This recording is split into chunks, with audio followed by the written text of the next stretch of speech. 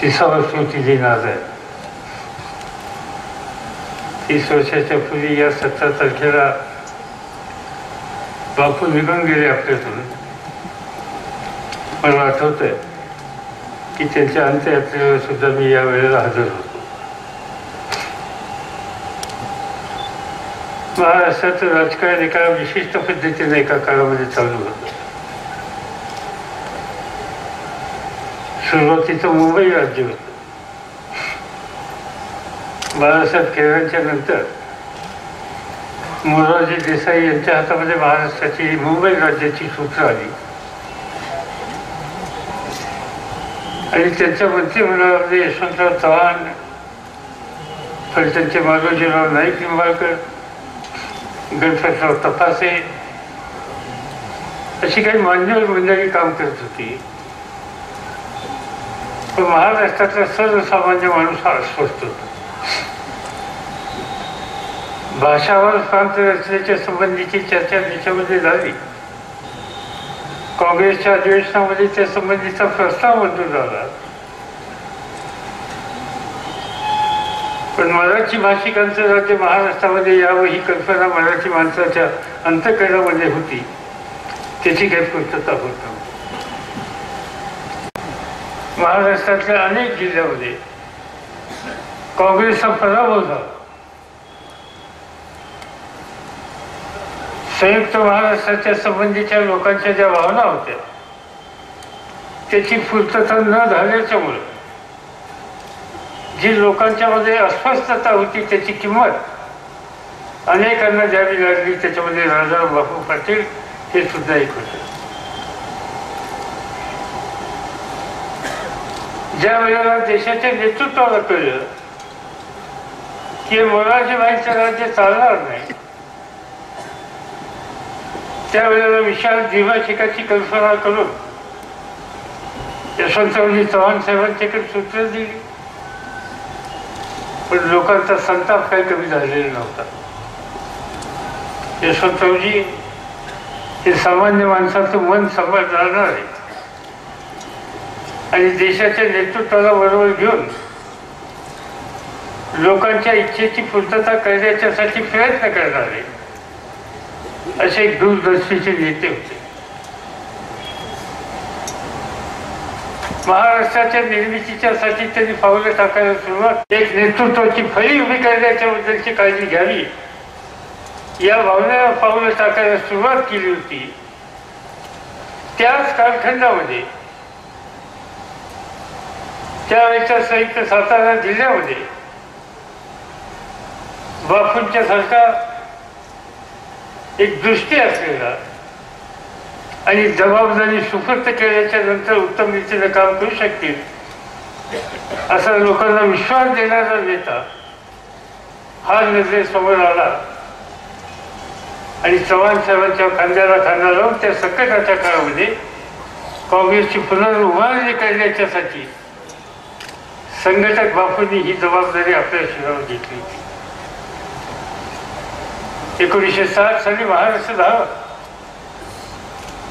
महाराष्ट्राचं चित्र बदलायला ज्या जिल्ह्यामध्ये 100% काँग्रेसचा पराभव झाला होता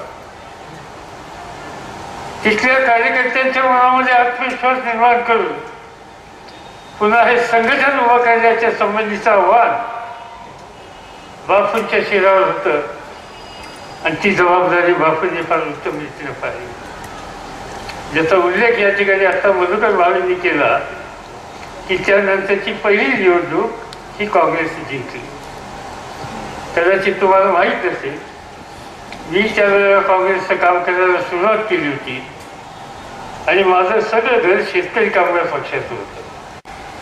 ती निवडणूक केशवराव जेजेंच्या मृत्यूच्या नंतर बारामती लोकसभा मतदारसंघात झाली आणि संयुक्त महाराष्ट्र समितीचे उमेदवार माझे वडील बंधू वसंतराव पवार होते. आज ते हयात नाही आहेत आणि त्यांच्या विरुद्ध बापूंनी गुलाबराव जेजे, केशवराव जेजेंचे सुपुत्र यांना उभं केलं आणि संयुक्त महाराष्ट्राचं वातावरण असताना सुद्धा बापूंनी त्या भागातले सगळे तालुके आणि गावाच्या गावं पिंजून काढली.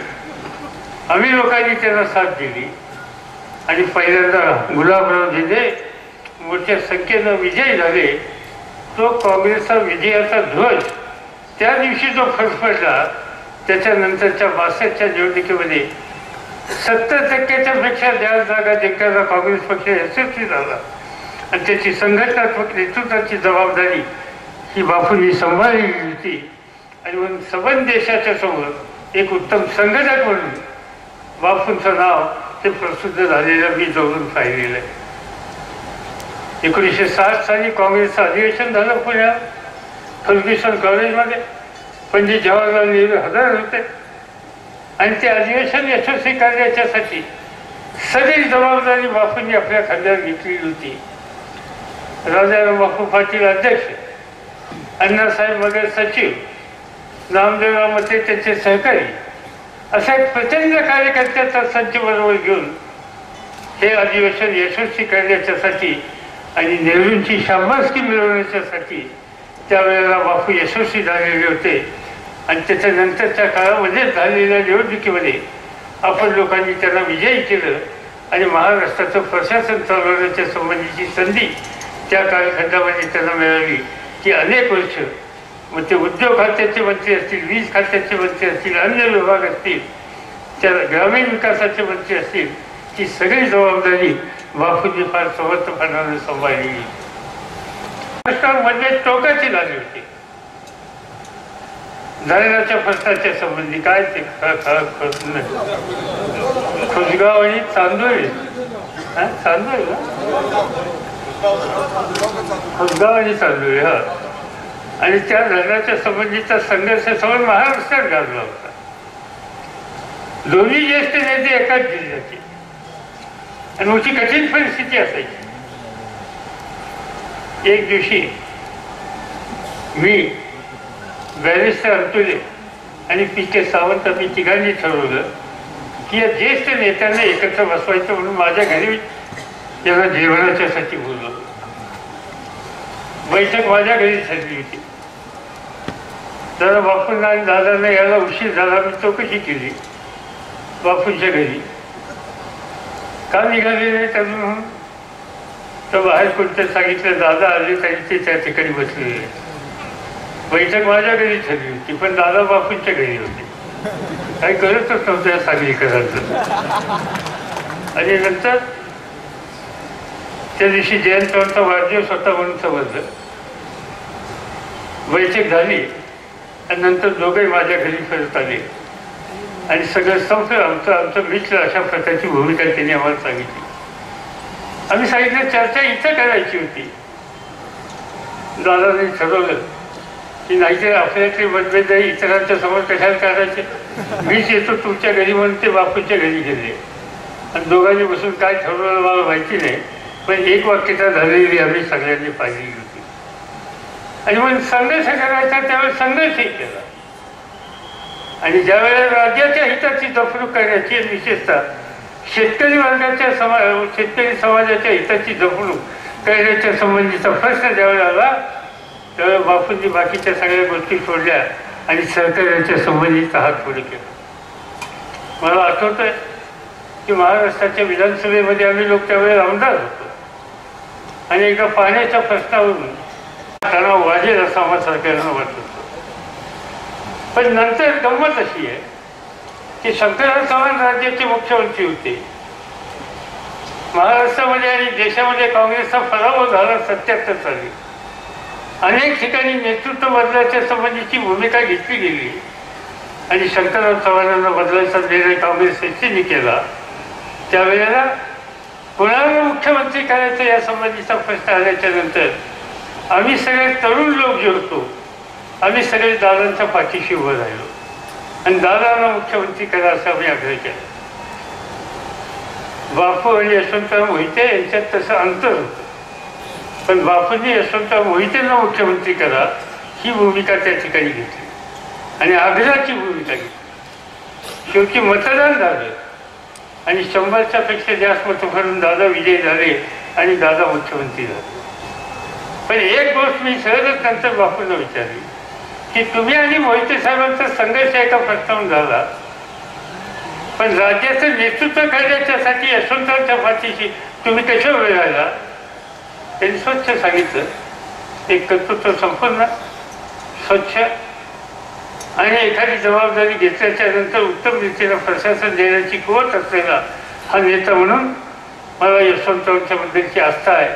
आणि म्हणून यशवंतराव वैद्यांचे माझे एखादे मतभेद झाले असतील, पण राज्याचं नेतृत्व करायला ते सक्षम असतील हे माझ्या मनाला पटलं आणि म्हणून मी त्या संबंधीची भूमिका मांडली. सांगायचं तात्पर्य असं की मतभेद एखाद्या प्रश्नावर होतात, पण त्यांनी मतभेद कधी होऊन दिलेले नव्हते, मतभेद त्या टोकापर्यंत कधी नेलेले नव्हते.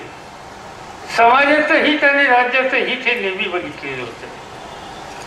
आणि म्हणून त्या कालखंडामध्ये या प्रकारची या नेतृत्वाची फळी महाराष्ट्राला मिळाली. त्यामुळेच महाराष्ट्र वेगवेगळ्या क्षेत्रामध्ये आज यशस्वी होऊ शकला.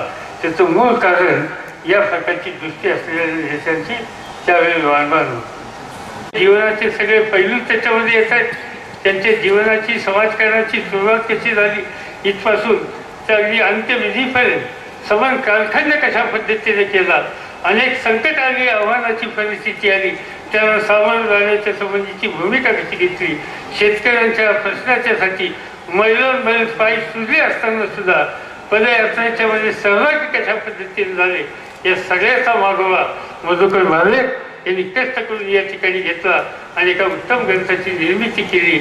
मी मधुकररावांना धन्यवाद देतो आणि त्यांना सहकार्य करणाऱ्या तुम्हाला सगळ्यांना धन्यवाद देतो.